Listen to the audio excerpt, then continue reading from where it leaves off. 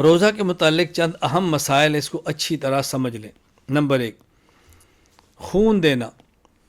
روزے کے دوران اگر کسی مریض کو خون دینے کی ضرورت پڑ جائے تو خون دینا جائز ہے، اس سے روزہ نہیں ٹوٹے گا۔ ہاں، اتنا زیادہ خون دینا کہ جس سے کمزوری ہو جائے یہ تو مکروہ ہے، لیکن اگر روزے دار اپنے بدن سے خون نکلوائے کسی کو دینے کے لیے یا خون ٹیسٹ کے لیے، بلڈ ٹیسٹ کے لیے، تو روزہ اس سے نہیں ٹوٹتا۔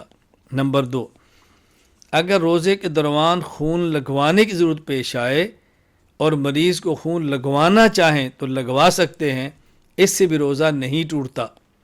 نمبر 3، سیمپل دینا۔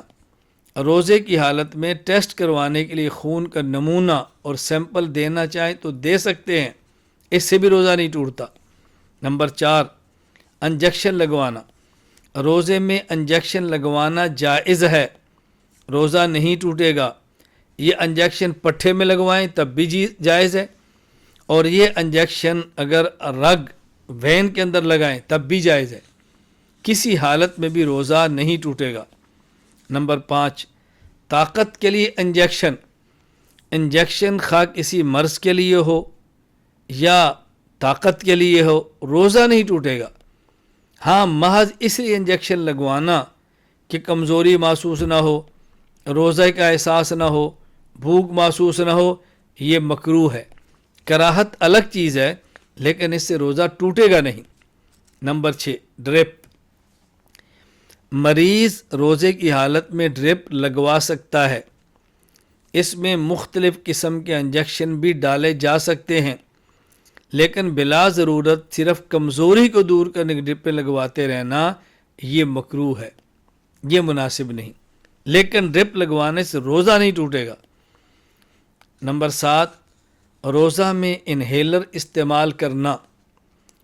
سانس کی تکلیف، دمہ کے مریض کے لیے روزے کے دوران انہیلر کے استعمال سے روزہ ٹوٹ جائے گا، کیونکہ اس میں دوائی ہوتی ہے جو پمپ کرنے کی صورت میں حلق کے اندر جاتی ہے۔ یہ دوائی اندر جانے سے روزہ ٹوٹ جائے گا، ہاں کفارہ نہیں ہوگا، اس میں قضا لازم آئے گی۔ اس لیے ایسے افراد جب تک ممکن ہو انہیلر کے استعمال کے بغیر روزہ رکھیں، اگر نہ رکھ سکیں تو چھوڑ دیں، بعد میں اس روزے کی قضا کر لیں۔ نمبر 8، کرونا کا ٹیسٹ اور کرونا ویکسین۔ کرونا کا ٹیسٹ کروانے سے روزہ نہیں ٹوٹتا۔ اسی طرح کرونا ویکسین جو انجیکشن کے ذریعے لگائی جاتی ہے، اگر یہ لگوانی پڑے اس سے بھی روزہ نہیں ٹوٹتا۔ نمبر 19، انیما کروانا، یعنی بسا اوقات کسی ضرورت کی وجہ سے مقعد یعنی بڑے پیشاب کی جگہ وہاں دوائی اندر داخل کی جاتی ہے، اس سے روزہ ٹوٹ جاتا ہے۔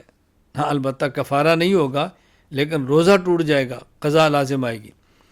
نمبر 10، روزہ کی حالت میں آکسیجن لینا۔ روزہ کی حالت میں اگر صرف آکسیجن لیا جائے، اس کے ساتھ کوئی اور دوا شامل نہ ہو تو روزہ نہیں ٹوٹے گا، لیکن اگر اس کے ساتھ دوا بھی شامل ہو، دوا کے اجزاء بھی ہوں، یعنی اجزاء ہوں معمولی سے، تو اس سے روزہ ٹوٹ جائے گا۔ یہ مسائل اچھی طرح ذہن نشین فرما لیں۔